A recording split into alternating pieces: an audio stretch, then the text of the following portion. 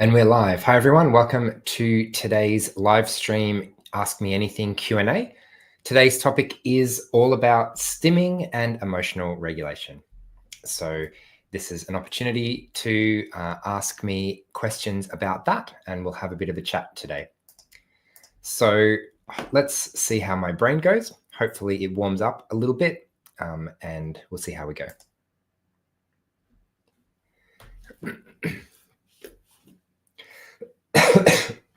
That's a great start, isn't it? I have to apologize in advance. I hope my voice, I've had a bit of a cough this week, so I hope my voice survives. But let's go. So I've had a couple of questions submitted in advance via Patreon. So thanks to those of you who did that. I'll get to them in a second. I guess how I wanted to start is just a really brief overview of why I've included stimming and emotional regulation. I personally find the frame of emotional regulation is a really powerful and easily understandable way to talk about stimming. Historically, stimming has been kind of classified as an autistic behavior. It's what autistic people do, like hand flapping and things like that is probably the most stereotypical kind of stimming that most people think of with that word. But I want to reframe that a little bit, because stimming is a form of emotional regulation, and emotional regulation is what all healthy human beings do. So if we imagine that stimming is an autistic behavior, then that is already setting us up for some misunderstandings about the whole thing. So I thought I'd start with a bit of a list of neurotypical stimming, things that lots of neurotypical people do all the time that is essentially a form of stimming. Things like tapping on things. Do you know anyone who taps on things? Things like hair twirling. Do you know anyone who's back in my day, we used to go home after school and pick up the phone and call your best friend, right? And it's common for people, like the stereotype of someone just sitting there playing with their hair on the phone. Exercise is a type of stimming. Lifting weights is a type of stimming. Watching TV, lava lamps, so many other examples. Baby swings. A lot of stuff that we do for children is essentially to help them with their own emotional regulation, right? When you rock a baby, you're helping it to regulate so that it can calm down and go to sleep. So rocking chairs, hot baths, like the list is almost endless of these everyday things that would effectively be a type of stimming, but we wouldn't call it that. We'd call it something else. We'd call it self-soothing. We'd call it a hobby or something else. Whereas if I'm playing with something like this is my latest little toy that I got literally like a week ago. When I'm talking to people and when I'm trying to organize my thoughts, I often have something in my hand. The very first time I saw a psychologist about autism, within about 30 seconds, she'd handed me something to play with in my hand. And I thought, oh, is it that obvious that I need that? And turns out that if you know what you're looking for, it was fairly obvious that that was going to be helpful for me. Whereas for my whole adult life, I had walked around my engineering office and my school and my university. I would always have a pen in my hand. And is that stimming? I've just got a pen in my hand. How is that stimming? Can you even see it, right?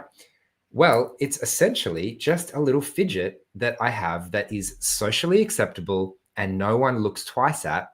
Is it stimming or is it just holding a pen? Well, what it essentially is, it's a form of emotional regulation. It helps me to regulate my attention. It means that my hands have something to do, so I'm not constantly thinking about what to do with them. And all of this is the kind of thing that we need to navigate every day. And for a lot of people, the challenge is finding a way to stim that is going to work in a particular situation so that it's either socially acceptable or so that you've got a bit of a social story behind it to share with other people so that they know what's going on. And another aspect of this is sometimes we don't know how stimming will affect us in advance. And that's one of the reasons that I try new things every once in a while. I'm like, I wonder if I like this. And it turns out I found something that I like. So sometimes looking at others in the autistic community can help sort of give us ideas of, oh, that's interesting. I wonder if that solution would work for me. I wonder if that toy would work for me. I wonder if that strategy would work for me. Because ultimately, like all the toys, all the ideas of what to do, they're all strategies for emotional regulation. If I am stressed, what do I do? If I'm anxious, what do I do? If I'm happy, how do I express that? Right? I remember watching a TED Talk once by someone who was working with autistic children. And her insight is jumping up and down and flapping your hands is a really fantastic way to channel joy, right? If you haven't tried it, you should try it. So that's a bit of an intro to stimming. I also have a bunch of other things that I like to stim with that I thought I could potentially show you if you're interested to hear that type of stuff. Like I said, I don't really use stim toys that much. I've sort of grown up finding other things to fidget with. So I tend to improvise what I use. So I'm curious to hear your strategies as well, like what you found that works for you. Okay, so that's a bit of an intro. I'm happy to take questions about stimming or emotional regulation or anything that comes to mind, really. So put your question in the chat if you'd like me to see it. And if I say something like, ask me a question anytime, and you asked a question 5 minutes ago, it's likely that it was lost in the chat. So feel free to put it up again if you'd like me to see it. So our first question today comes from Heather on Patreon. Is stimming unconscious and automatic, or is it deliberate and involving forethought? I don't think I've ever been clear on this. I suspect it can be both. And yes, that is my understanding, that it definitely can be both, which is potentially not surprising. I'm actually in the chapter I'm writing at the moment for my book on unlocking your emotional brain. I'm literally talking about what we do have control over and what we don't have control over from an emotional perspective.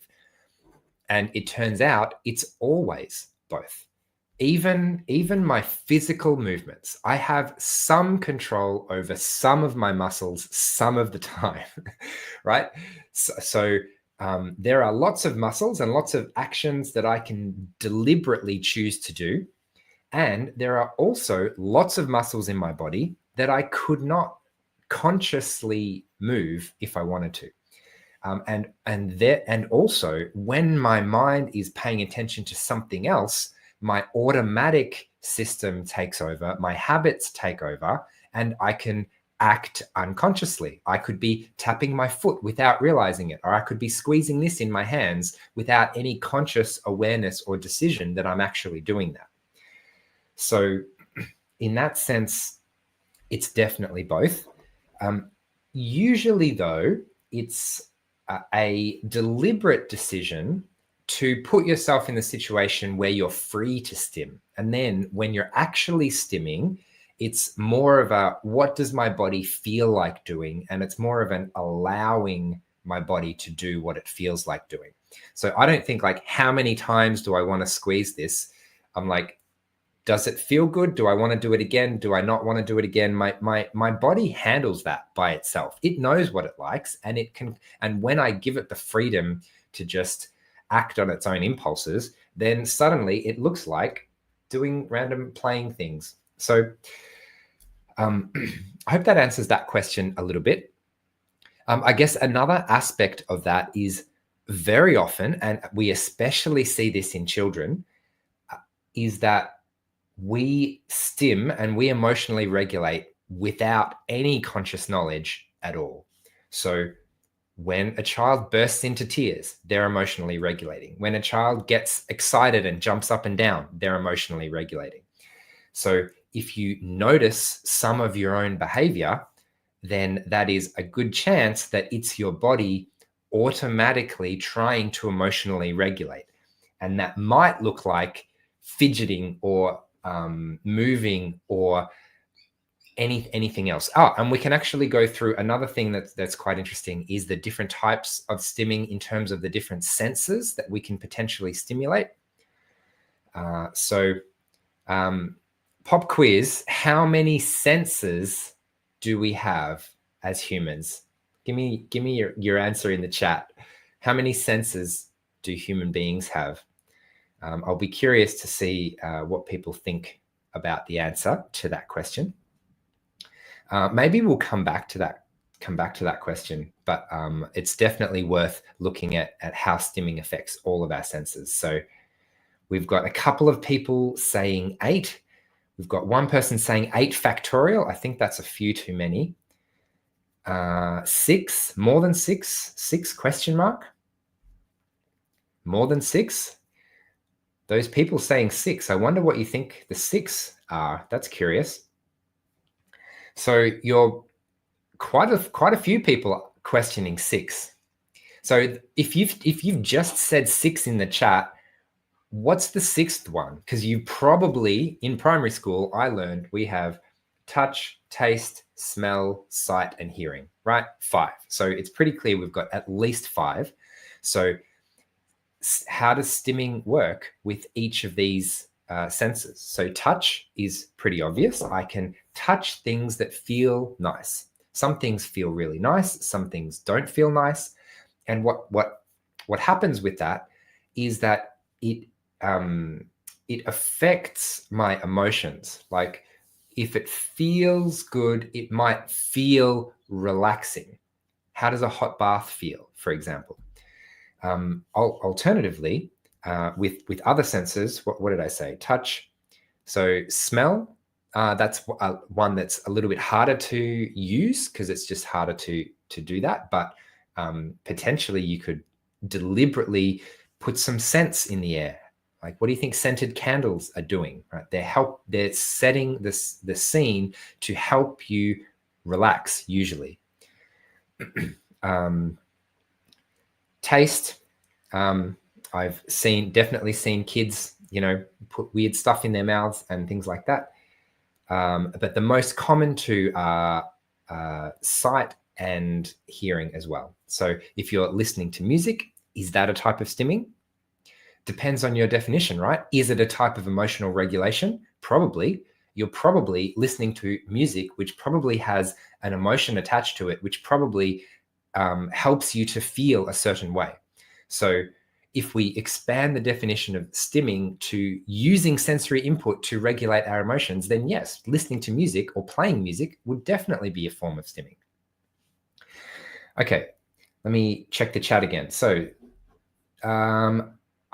so one person says balance could be the 6th one.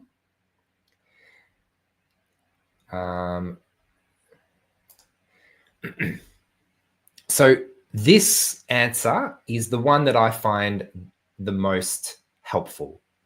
So there's the usual 5, which I mentioned, and then we've got proprioception, intraception, and vestibular.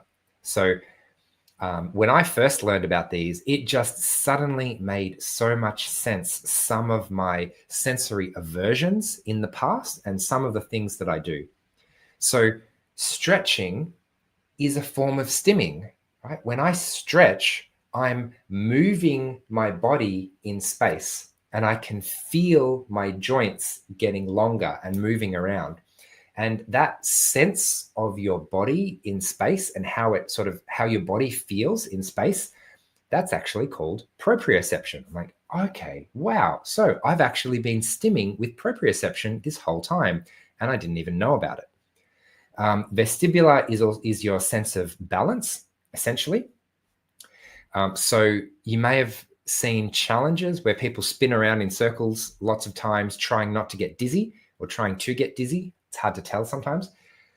That's your sense of balance and vestibular system. And if that's really sensitive, so for me, it's really sensitive, I can't do one 360 turn without feeling dizzy. So when the other kids were rolling down the hill, right? Like, why would you want to do that? I just feel sick.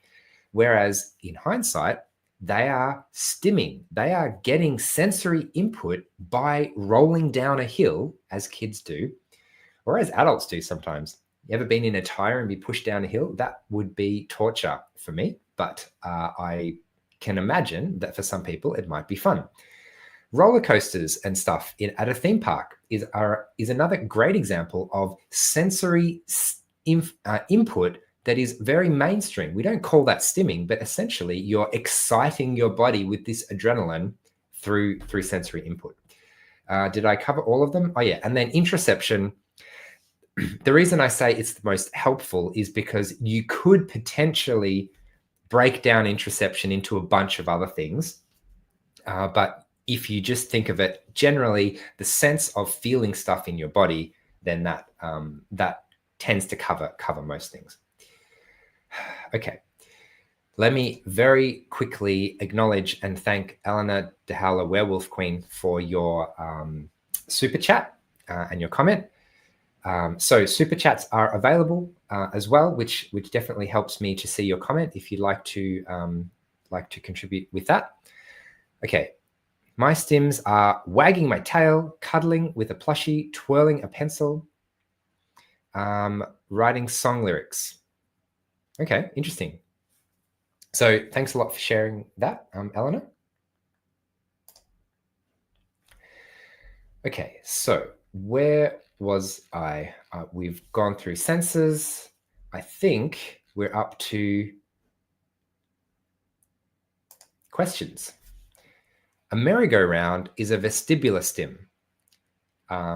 So that's, again, it depends how you define stimming, but definitely, I think so. I mean, when you go on something like that, you get input. And if you like that input, then it's nice. And if you don't, then it's not. So, okay. Would you like to see some of the things that I commonly use to stim, like my new fun thing? Or would you like to ask me a different question?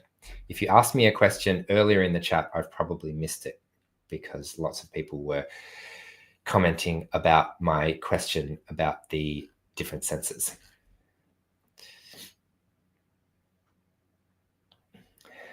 Okay.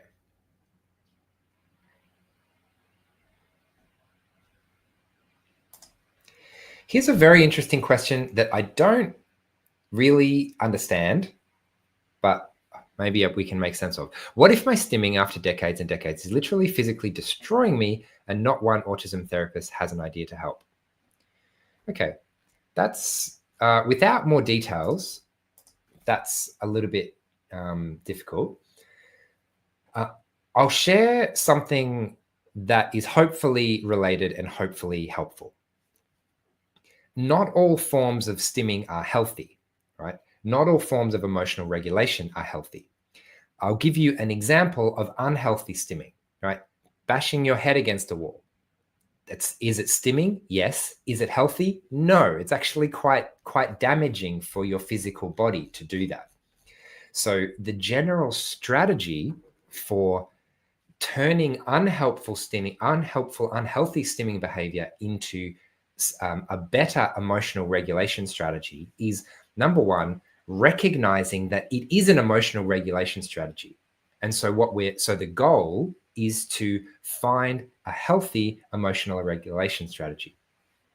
Now, there are often ways to generate a similar level of sensory input in a more healthy way. I used to do Taekwondo, and it meant that I could kick a punching bag as hard as I possibly could right? And that was a huge amount of sensory input. And I really loved kicking things as hard as I could. And because of how we set that up, it was also a safe thing to do, where I would leave that and without damaging my body. So the challenge is to find a safe way to emotionally regulate. And I'm going to mention something now, just because this is one of the things. So I've been sent this a little while back by Kaiko Fidgets. They're a family-based business here in Melbourne. I interviewed Kai, the young man who was the inspiration for it all, for one of my summits, and so they sent me a little package. And one of the things that they use that's in this little package is this little finger ring thing.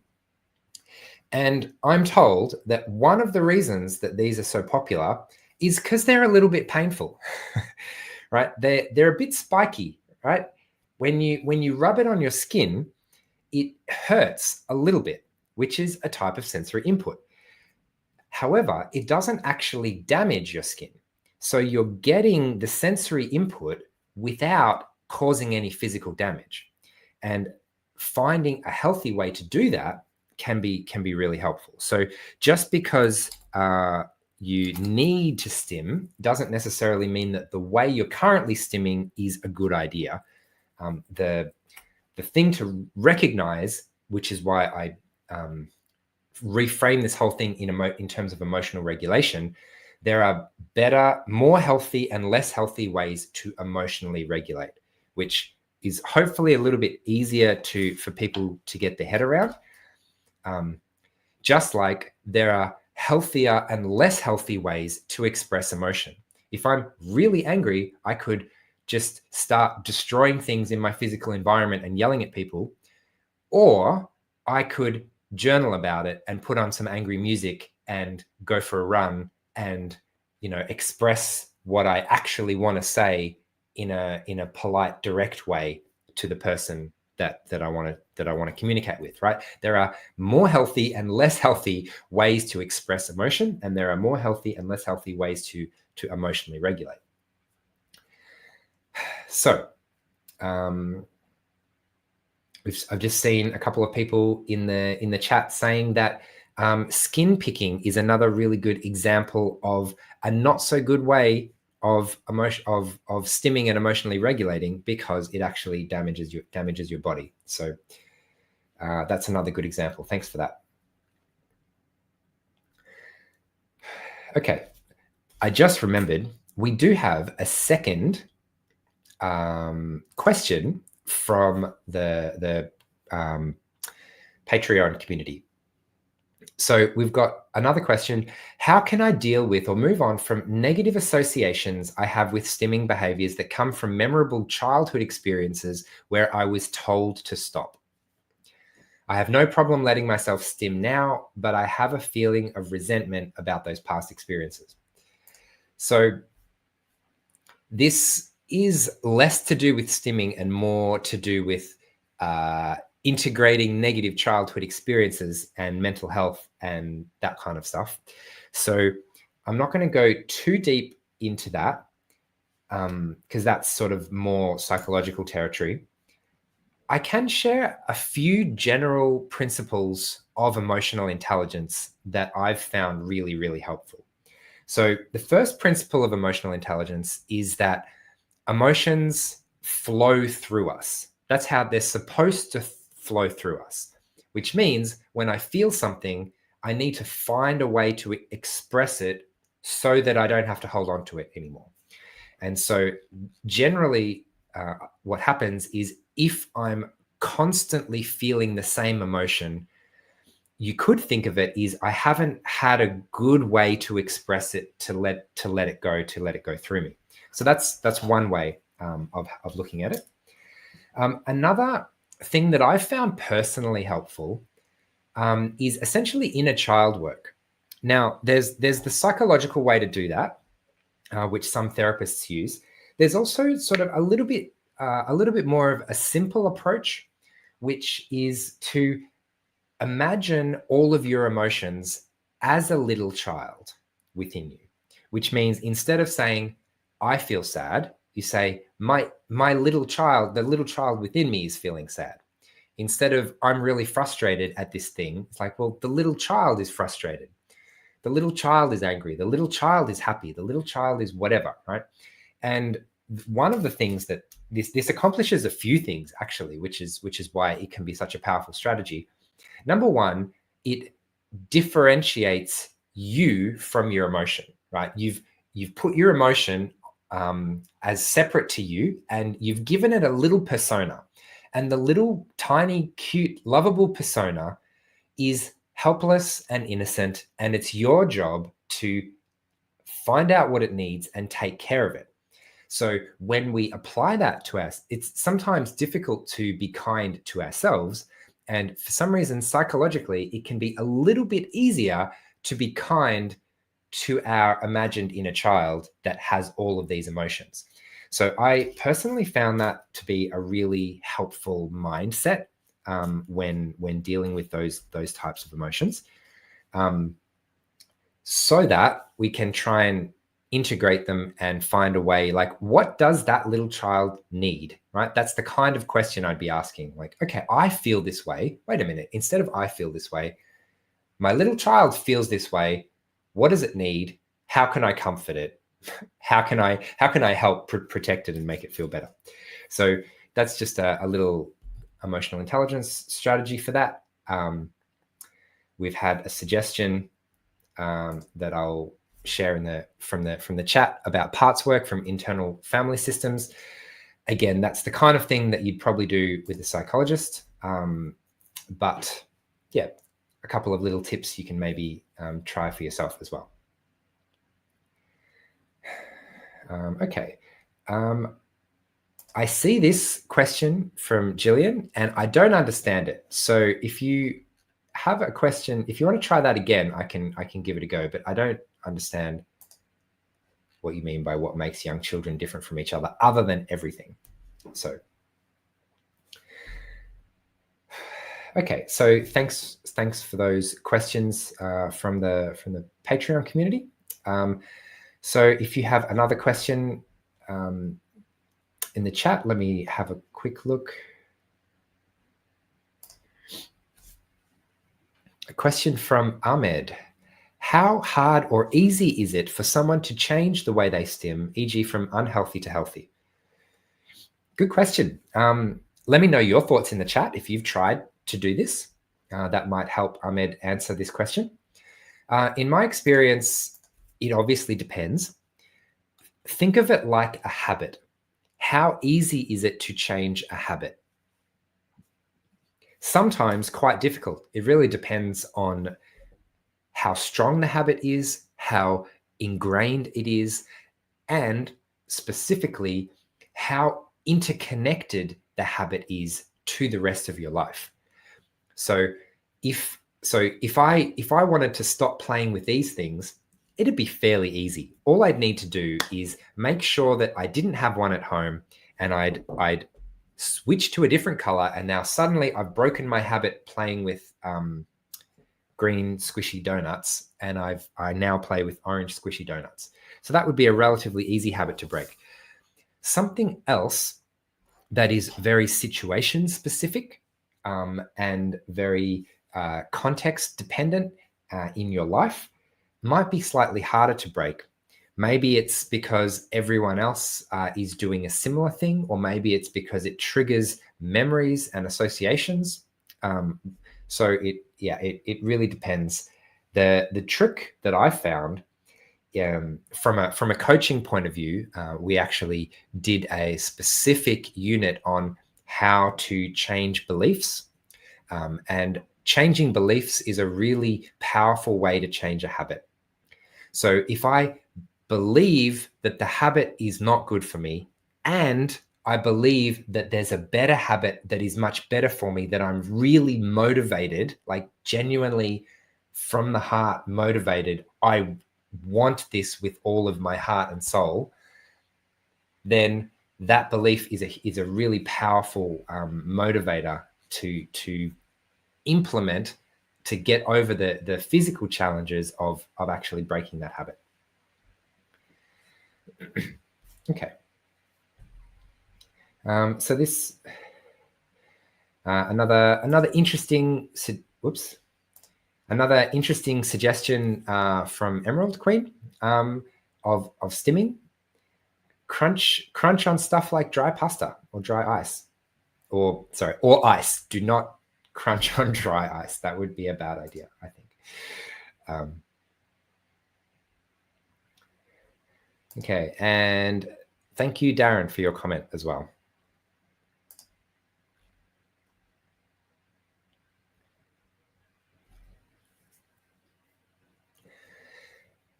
So anyone else, like, what are your favorite stims? Is there anything you particularly struggle with? How do you explain your stimming to other people around you? There are certain types of stims that I know I've found that I basically use them in public because I've found a way to make it discreet enough that nobody notices. So you may have heard me talking, a few years ago, I used to have these earphones that I would basically wear the earplugs in public, but they were essentially wireless earphones. And it meant that I could just be bouncing as much as I want on the train, right? If I was just sitting there bouncing on the train without earplugs, without looking like I was listening to music, people might go, oh, what's going on there? But as soon as I put music in, suddenly it's a socially normal form of stimming and no one looks twice.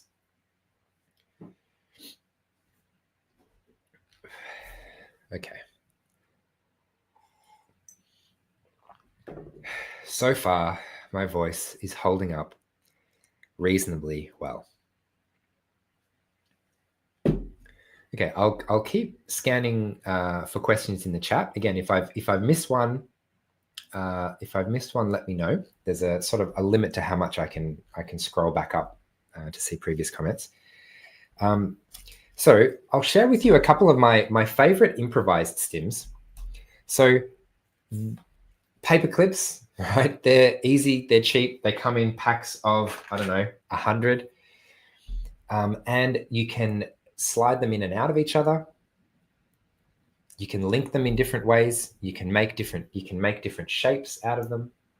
Right. So now I've got a little pentagon thing. You can kind of twist them in different shapes. And yeah, because they're all individual pieces, there's quite a number of surprising combinations there. So that is something I've accidentally found myself playing with because it's readily available. These ones, I actually originally got this because I want to train my grip strength for rock climbing. But I ended up just finding that they're just really fun. They squish in a few different directions. I like things that you can do multiple things with. So a fidget spinner, for example, this is the one from the little Kaiko box. It's like a little mix box of a bunch of random things. I can show you the other things if you want as well.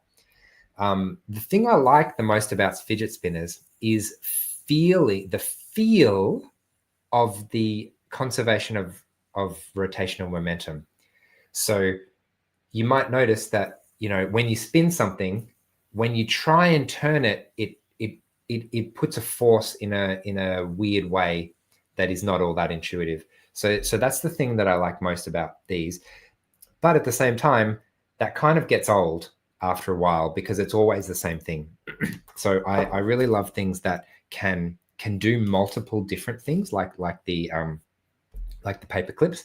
And this one, you can squish it this way, you can squish it this way.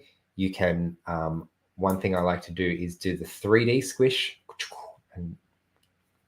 And so far, it's only been like a week or two, but that has kept me entertained. Another one famous one from the Kaiko range are these. It's basically a bike chain. I think it was literally a bike chain. They would get bike chains, take them home and clean them up and then turn them into these things. And yeah, it goes around. and can be in various different combinations. The thought of it originally, which is how I eventually interviewed Kai for my summit, is that a lot of fidget things are kind of based for children. They're kind of aimed at children, whereas he was a teenager. He needed something cool to take to high school, right? And so a silent metallic bike chain and other things like that, like they're deliberately designed to be cool metallic things that adults can use without looking childish. So I think that's a really nice focus. This is another weird one. It's got a perfectly spherical little metal ball in the middle, which I guess you can just turn around. But again, it kind of looks cool.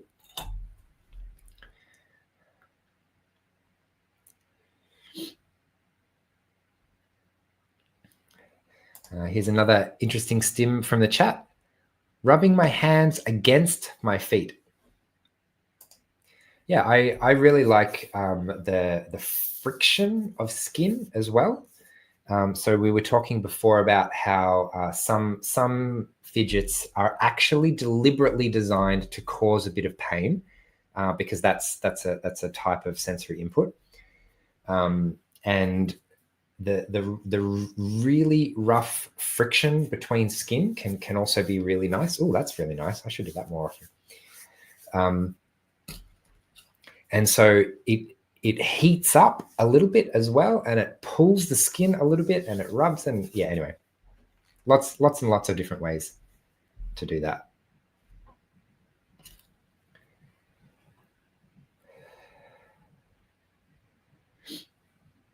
Yeah, colors, Lego. Some interesting what's the word? Visual stims. This is not a big one for me. Actually, in hindsight, I used to do this a lot more as a kid. I used to close one eye and line things up. Like, oh, there's something behind there. I'll just sort of move my head until they're in line. Ha ha ha! Isn't that fun? So that's another type of visual stim. I really like cold things. We have a chat. Ooh, another comment. Eating ice. That's interesting. I used to basically eat frozen vegetables.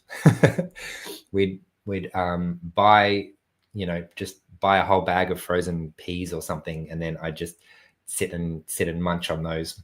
And in hindsight, they didn't taste very good, but they were something cold that I could easily eat.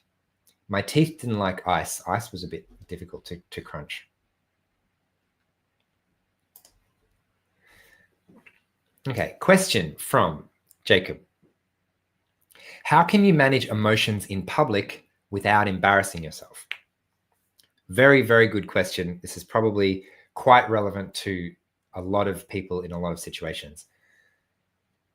There are a couple of things that come to mind for me. Number one is that not all emotions can be managed in public, which means that if you're experiencing an emotion that is too strong or too publicly inappropriate, then the goal is to manage as best you can as you quickly try and find a safe place. So that kind of changes the goal a little bit. I'm not trying to sit here and manage it. I'm trying to get out of this situation as quickly as possible so that I can be in a safe place where I can have a meltdown or where I can do whatever I need to actually regulate this emotion. So other than that, there are different ways to stim in public. Like I said at the very, very, very start of this video, there are lots of socially normal ways to stim. One is the earphone, having like actually listening to music. People listen to music all the time. That's emotional regulation. A silent and very discreet one that I found is clenching my muscles, right? I can do this with almost any muscle at any time, and it's almost imperceptible to anyone else around me. So I used to tap on everything, which made a sound and would attract a lot of attention. And now I can, instead of tap, tap, tap, I can go tap, tap, tap. And the sensation is almost the same for me, but it doesn't draw attention. So it's quiet, and it's not very, doesn't have big movements. Some people go the absolute opposite and have a really big, obvious thing. I have a friend in Melbourne who carries this giant knitting project wherever she goes on public transport, right? So for her, sitting and knitting on the train is a way of emotional regulation. You could call it stimming.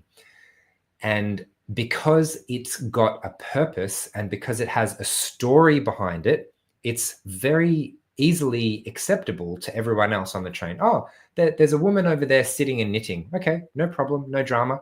Whereas if there's someone sort of moving weird and twitching and doing something that does not have a social story, someone looking at that is thinking, I don't know what they're doing. I don't know what's going on.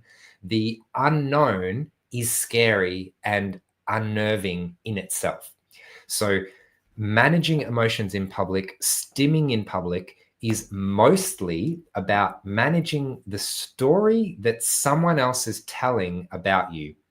So it's either they don't notice you, which is fine. That's one strategy. Or if they do notice you, then they immediately have a adequate explanation that they know that everything is fine. So, yeah. Anyway, let's leave it there for that one. But hopefully that helps a little bit.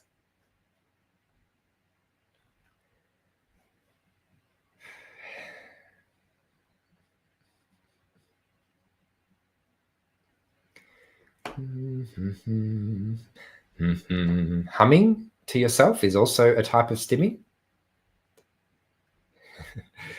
Someone wrote clenching their jaw. I'm like, that sounds like it would probably be in the depends how chronic it is, but it could potentially be in the less good for your body in the long term strategies.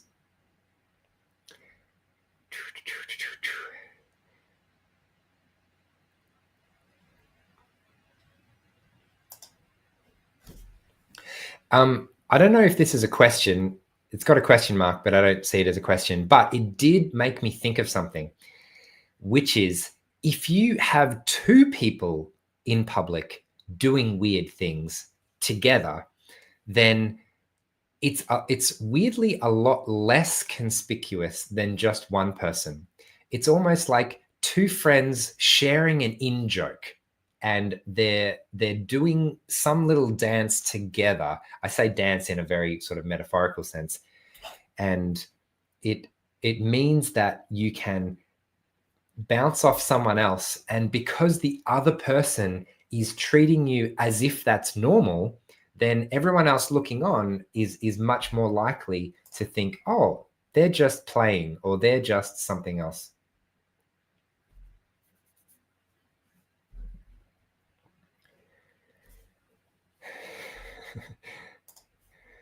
Yeah, we've got another, be careful with the jaw clenching one.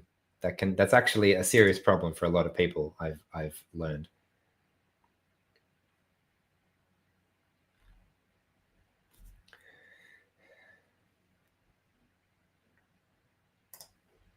Okay, next question. Feel free to dump more questions in the chat if you like. How do you know what kind of stim to use in any situation? For example, pulling hair versus listening to music better than... okay, so in this particular example, the question would be, what are the downsides? Actually, that's a more generic way to do it. How do you know which stim to use? The first answer would be whatever feels the best, whatever emotionally regulates the best. Next question to ask is, what are the downsides to this particular strategy? Sometimes the downsides of a particular strategy are, I'm not safe in public anymore. That's a pretty big downside. Maybe think twice before doing that particular stim in that particular situation. So that's one big downside. Another common big downside is damage to your physical body. So it depends. Like if I'm just like tugging on my hair, right, that's not actually doing any damage, right? If I'm just sort of scratching a little bit, I'm not actually damaging my skin by scratching a little bit. But if I do it too much, or if I do it in a certain way, I could be physically damaging my body, which would be a serious downside. So in that sense, I'm looking for, when I say a better stim, what I actually mean is a stim with less negative consequences. So in that sense, the immediate goal is emotional regulation, and the long-term goal is minimizing negative consequences. And ideally, a stim would be something that is not only minimizing negative consequences, but maximizing the positive benefit to my life. So something like this, not only is it a stim, not only does it exercise my grip strength, it's also a fun color. It's also a good talking point. It's also so many other positive things. So we're looking for things that are not only one thing positive, but hopefully positive in lots and lots of different ways. I'm going to interpret this question a second way, though. Sometimes it's not immediately obvious what I need to emotionally regulate. I feel bad. What do I do? I feel stuck. What do I do? So in that situation, what we're trying to do is learn our own bodies, learn what the emotion is, what my body is telling me, because whatever you're feeling in your body is going to be giving you some kind of information. And then one way to start learning this is to test different options. I feel a certain way. I'll try going for a run and see what happens. I feel a certain way. I'll try having a nap and seeing what happens. I feel a certain way. I'll try calling my friend and seeing how I feel after that call. It's not, am I going to feel better? Because that's a binary. It's, I feel this way now. If I do this action, what effect does it have on how I feel? What effect does it have on my energy? Those types of things. So one way to start doing that is to just experiment with different things. Like get a random fidget box and try different things. Another good way is to think about all of your senses and try and get different types of sensory input for all of your senses. Do I really like physical feelings of things? Do I really like watching fish? Maybe sitting and watching fish cam is a type of stimming. ASMR, is that the right acronym for videos that are basically stimmy videos that have supposedly nice sounds and visuals to look at. And then by doing those experiments, I'm slowly getting a sense of, was that what my body needed at the moment? A big one for me, as a personal example, is I often, the easiest thing for me to do is music. I just open my phone, connect it to my speaker and hit play.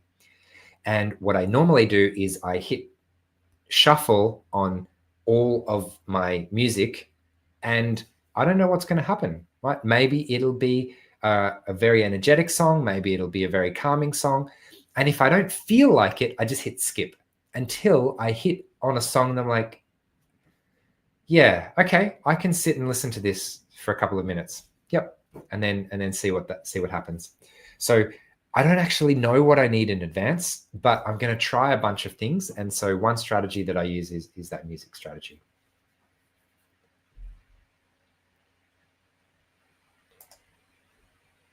Okay. Is a lot of gesturing with hands and head a form of stimming?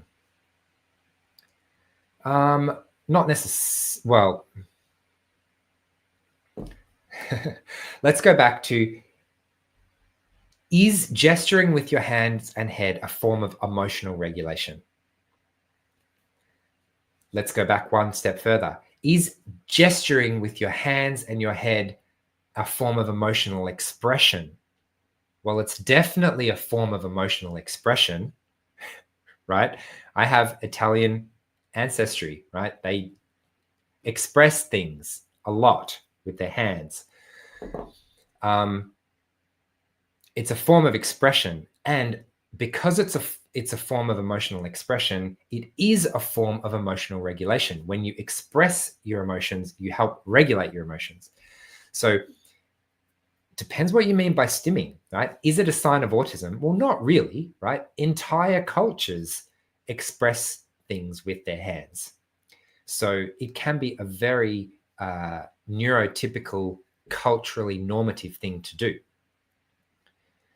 That said, if you are like me and you like feeling your body in space and like stretching and like really big movements, then what you're actually doing, by maybe your gestures are bigger or more enthusiastic than most other people around you, what you're actually doing is stimulating that proprioceptive feeling within your joints and within your muscles. And so that could be a type of stimming. So it depends. Long answer, it depends. Hopefully that was helpful. Okay, thank you to Shape of Soup for the super chat. Stimming is generally seen as emotional regulation, and it often is. What do you think about it being more fundamentally about cognitive anchoring?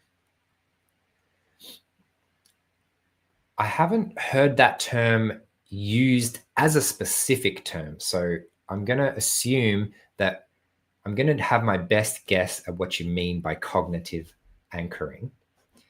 My best guess at what you could mean by cognitive anchoring is helping to direct attention and helping to stay focused and things like that. So, for example, the classic thing about fidget spinners, right? Like it's helping me to pay attention.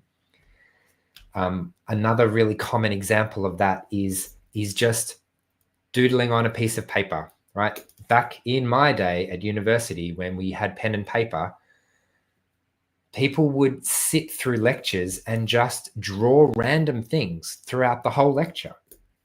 And when I asked what they're doing, they said, it helps me to pay attention. Okay, how? And when I ask even more, the answer I got was, by doing something fun and interesting here, I'm like 80% listening, because this drawing this silly little picture doesn't take much of my mental resources, but it's enough for me to focus on, and then I still get to sit here. I get to sit still for an hour in a lecture theater and listen to all of this content that I'm supposed to be paying attention to. So in that sense, it's a much, much better strategy to do that rather than sit here and feel really jittery and not be paying attention and having my mind go anywhere and everywhere else.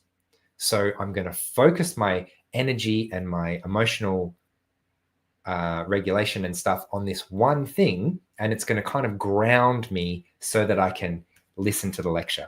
So I've completely forgotten the question. But that's kind of what I'm imagining by cognitive anchoring. Yeah. So what do I think about that? Yeah, definitely. It can play a huge role in that. My voice is holding out reasonably well. And personally, my favorite way of thinking about that. So when I think, I pace around is the best way for me to think. When I'm moving my body, very often when I'm giving a presentation, I'll have a little ball in my hand that I'm literally bouncing while I'm pacing around and talking and delivering this presentation. And the way I explain it is it's like I'm channeling the energy, right? The energy and enthusiasm and excitement that I have about the topic that I'm trying to find words to articulate, I need to get that energy from somewhere. And so by getting the energy from pacing around, suddenly I can more easily channel the thoughts. Weirdly, I can pay attention more easily and channel the thoughts more easily.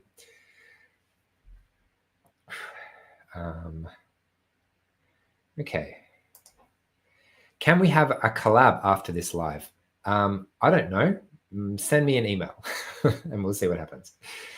Okay. Another question. My understanding is that we're undersensitive to certain sensory aspects. We seek more of that sensory experience by stimming. Question mark. I'm assuming the question mark is code for, is that right? What's your perspective on that? Yes, that is part of it.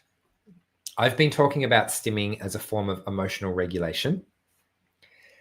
Part of stimming can be if you are undersensitive to seek more of that particular form of stimuli than others would normally need.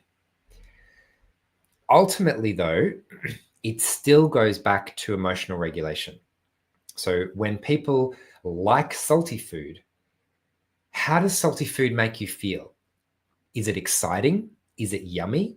Is it addictive? Is it like, what is it, right? So whatever the average population is getting from that average form of sensory input, the autistic person with an undersensitivity, hyposensitivity, hyporeactivity, it's a technical term, for that thing, needs more of that thing to get the same amount of sensory input, to get the same amount of emotional regulation, to get the same thing that it's designed to do. So it is linked still to emotional regulation in that sense.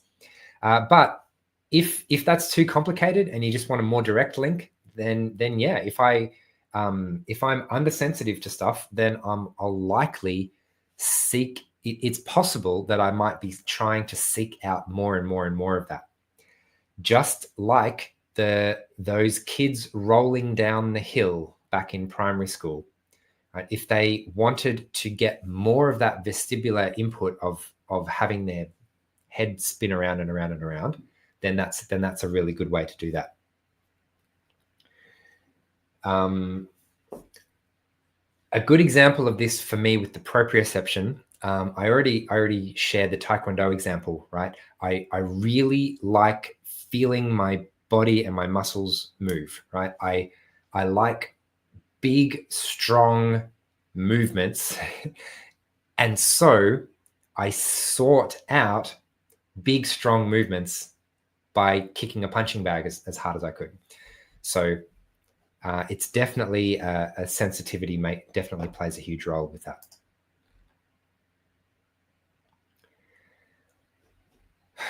Okay. My energy is slowly fading. So I think maybe we'll call it a day for now, unless there's any other last minute burning questions. But other than that, thanks everyone for your participation. Okay, I just noticed one more question that's actually really good. Really commonly asked question, especially by teachers. And the way I approach this, and I'll tell you a little story in a minute as well, but the way I approach this is that focusing attention part of it. So the question is, how do I validate their needs without other students getting distracted by the noise? So there's two things. One is that a good solution would help the individual student to stim however they need to without having any. So the best solution has the least downsides, the least negative consequences. So if I stim by running in circles and screaming, well, that might be good for me, but it's not so good for everyone else around me. So there are lots and lots and lots of silent stims. Like most fidget toys and stuff these days are designed to be silent in nature so that they can be more discreet. It's one of the reasons I got this is because even when I'm on a call, I can be doing that, and it's not gonna impact anyone else. Another concept is of a sensory break. So instead of sitting here and stimming, maybe it's impossible to sit here and stim. Maybe I need to take a 5-minute break and go for a run and scream into a pillow and pour a bucket of cold water over my head and then come back, and then I'll be ready again. So one strategy is having a sensory break and then coming back. And what I was saying before about the concentration,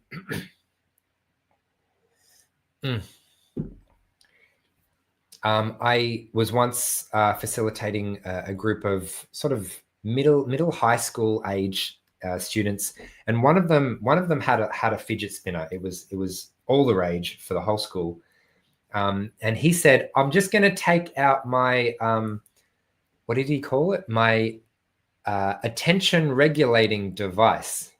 I'm like, "Oh yeah, okay." So he was playing with this, and then I asked him, "Is this helping you to pay attention?" And he quietly put it back into his pocket. Like, no, he wasn't trying to pay more attention. He was trying to take a break from what we were doing by doing something else. So focusing on the reason that we give autistic kids different fidgets and different things like that, and give them sensory breaks and things like that, is so that they can pay attention, so that they are emotionally regulated. So we want to give every student the tools to be emotionally regulated. And the concept that everyone needs different things is why you get this and you get this and you get this. Okay. Anyway, I hope that helps, because that is a really common question. Okay, let's wrap it up there. So thank you for joining. Sorry for everyone who tuned out 5 minutes ago when I tried to wrap up and didn't wrap up and then kept going. I promise I'll wrap up this time. Is that even a promise? Is that a threat? Promise? Whatever. Hope you like this live stream. If you have a suggestion of topics for future live streams, let me know in the comments. I'm attempting to do them semi-regularly. You've all requested that you like this as a bit of a different format every once in a while. So thanks again for making it interactive, and for all of your questions, and for all of your super chats. And I will see you next time.